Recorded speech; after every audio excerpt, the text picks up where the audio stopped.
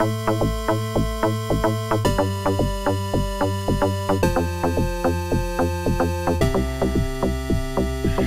you like to read, if you like to think, if you like to see the world differently, grab yourself a book, give this show a listen.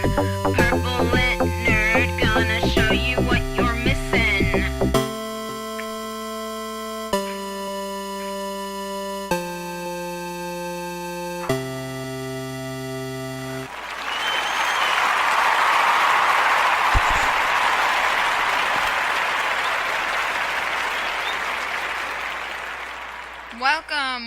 Welcome to the Purple Lit Nerd podcast for January the 6th, 2018.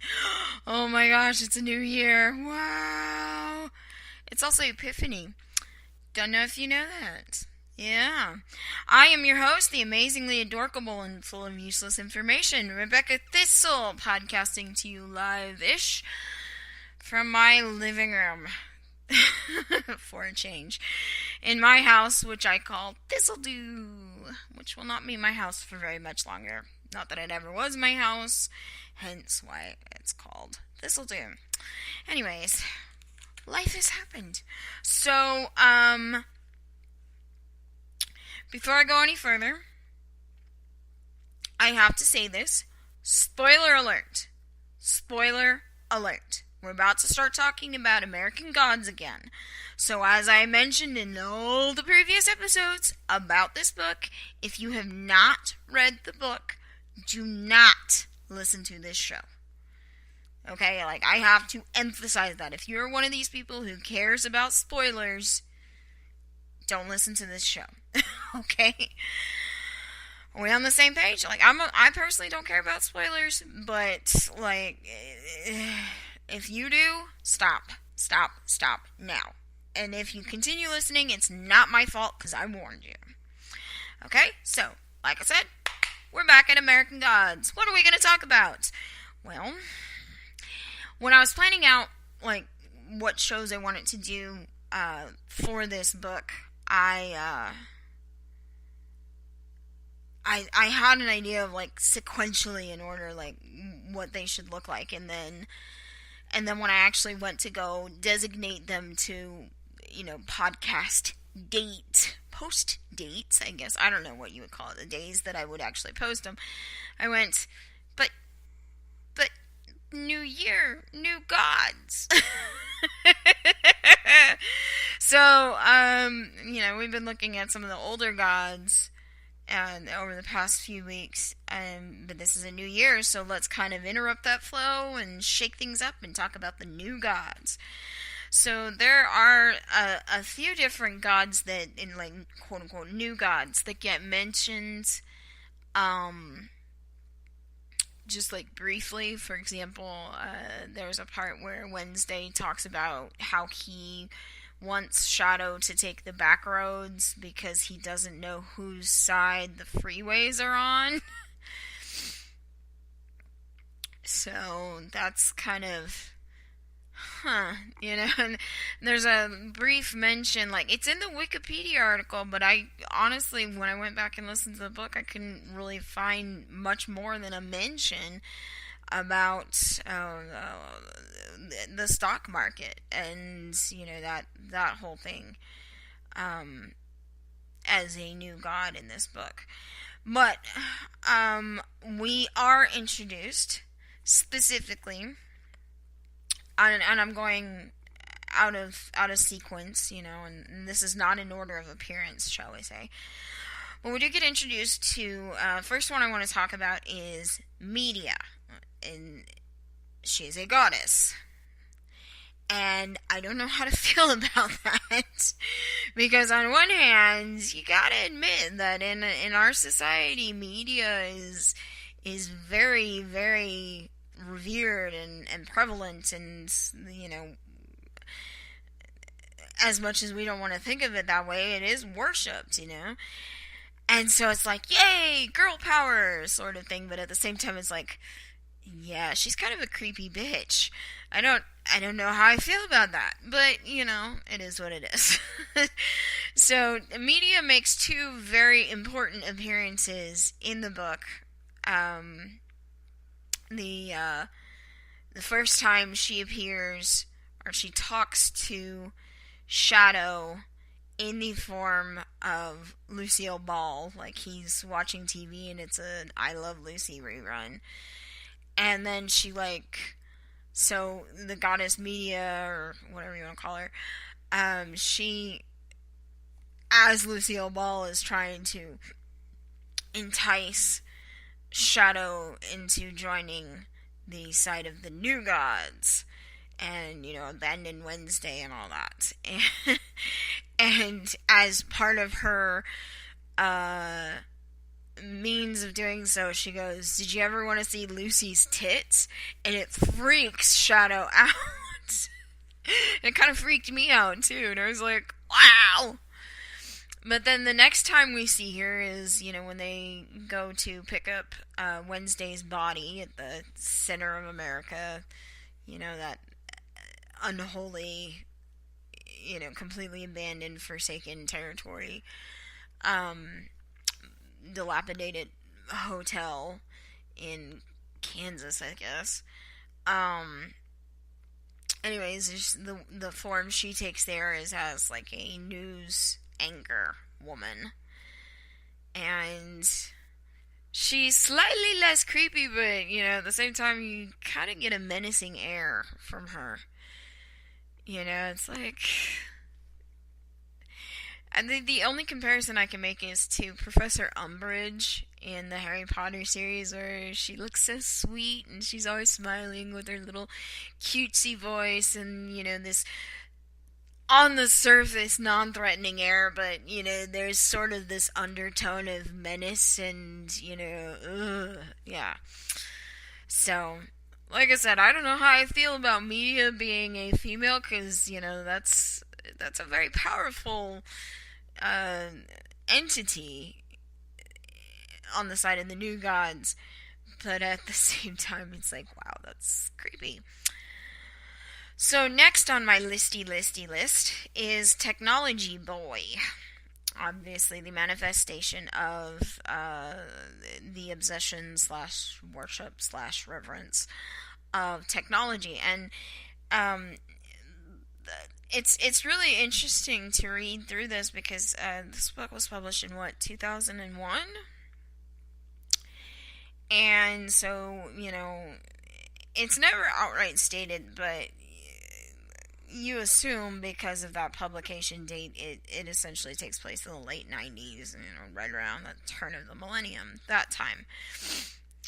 And, and so it's kind of like weird to look at this character, this Technology Boy, and the things he talks about and the things he does and the way that he goes about doing his business. And, you kind of go, wow, that is so not gonna fly today. So they've updated that, and and I mean, even throughout the book itself, using payphones. There's payphones in there, and you're going, what? There's no more payphones. What the hell? I mean, yes, you see them, but they're mostly oddities.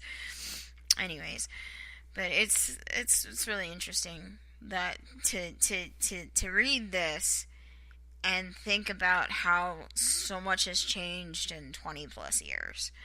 So Technology Boy, I actually kind of want to cuddle him. He's a dick. He's a pompous ass. He's annoying as fuck, okay?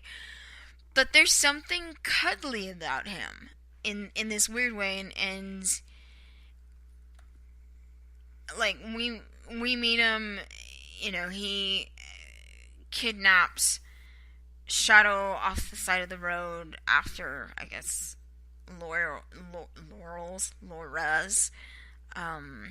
viewing or whatever it is, and picks him up and abducts him and threatens him and says, "Tell your boss, blah blah blah blah blah," and of all the new gods, I think Technology Boy is the one that evolves, has like an arc within the story, and that's really cool, I think.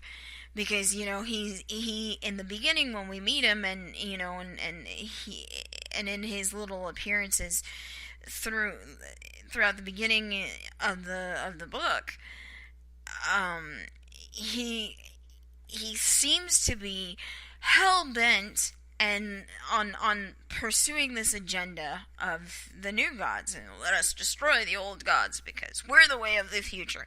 And he seems like that. But then there's a turning point after being at that dilapidated hotel in the center of America. There's a turning point where he's unplugged from his technology because there's no electricity and there's no internet, there's none of that, and he starts kind of going crazy. And so there's this sort of transition at that point, I think, because we don't really see a lot of him after that, but I think that was the turning point for him, because, you know, it was like, what is the point of all this?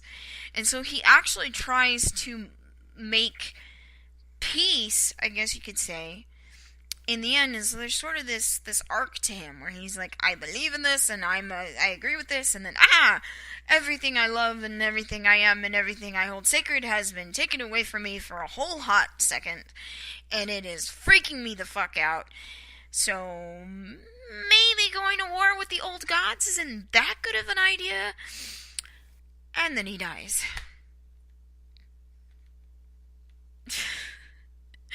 I'm just gonna like pause and let you like absorb that. That's really, really, really weird. So that's Technology Boy.